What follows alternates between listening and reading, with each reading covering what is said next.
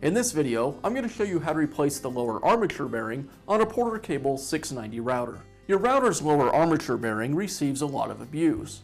Not only does it have to withstand the 10,000 plus RPMs that your router spins at, but it also receives a fair amount of side load as you push the router against the wood. Warning signs that you have an armature bearing going bad on your router would be unusual noises coming from the router, such as a ticking sound or a squeal coming from the bearing. If the router base becomes extremely hot, that can also be a sign that the bearing is going bad.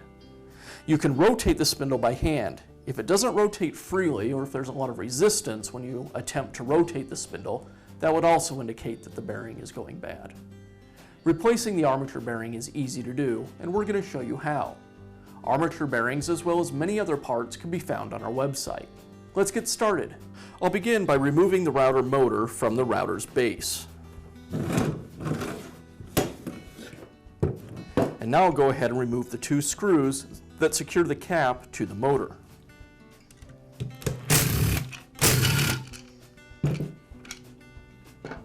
Now I'll remove the brushes so that they don't get hung up on the bearing as we remove the top half of the motor housing.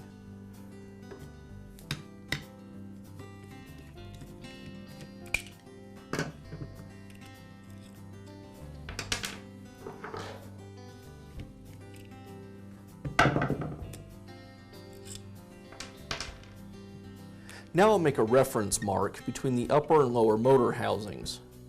This will just make it easier to line everything up when we go to put it back together. Now I can remove the two screws that secure the upper half of the motor housing to the lower half.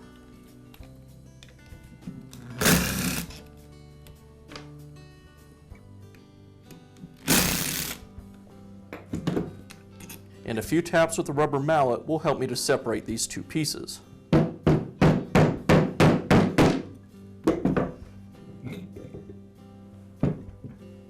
Next, we need to remove what's called the chuck from the armature shaft. If you haven't already, you'll want to remove the collet from the chuck. Then I'll grab the exposed portion of the armature with a rag, just to protect my hands, and I'll use an impact wrench with an 1 1/8" socket to remove the chuck.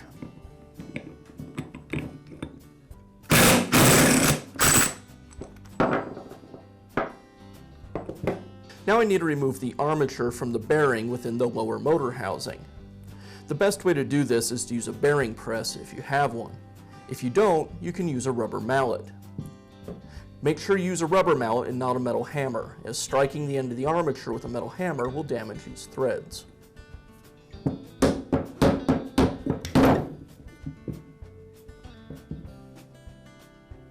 The bearing is held in the motor housing with a retaining ring. I'll use a pair of retaining ring pliers to remove it. I've selected a socket that has the same diameter as the inner race on the bearing. I'll place the socket on top of that inner race and then use my mallet to tap the bearing out of the motor housing.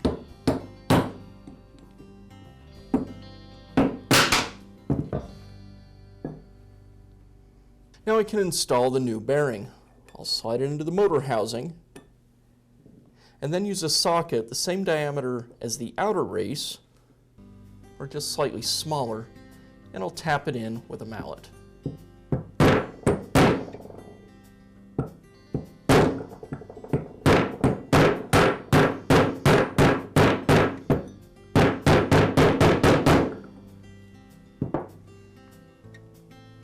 And now I'll reinstall the retaining ring.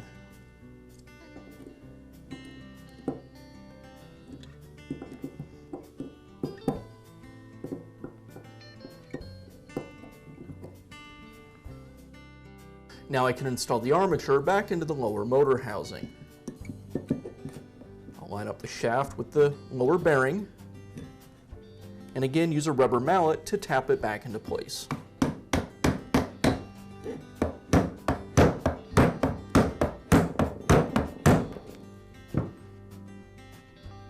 Now I'll reinstall the chuck. I'll thread it onto the spindle, and again I'm holding the armature with a rag, and I'll secure it with the impact.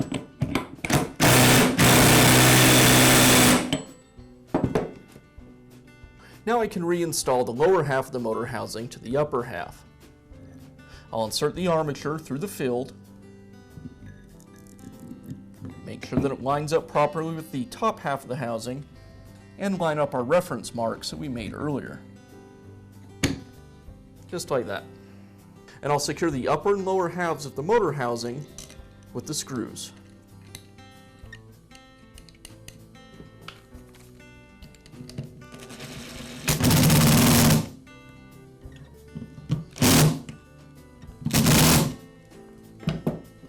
Now I can reinstall the cover. I just want to make sure I have all the wires tucked in and make sure that nothing's going to get pinched, especially in this area, when I put the cover back on.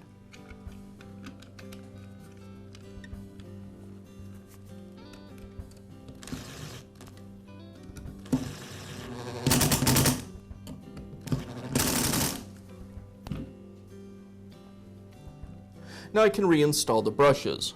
The brush just slides into the brush holder.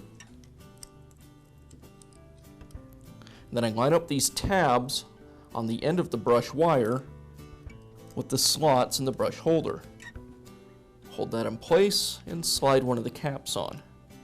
This part can be a little tricky. It might take a couple of tries to get all that lined up. Then I'll secure the brush with a screwdriver. I want to be careful not to over tighten these or you will crack them. And I do that same thing on the other side.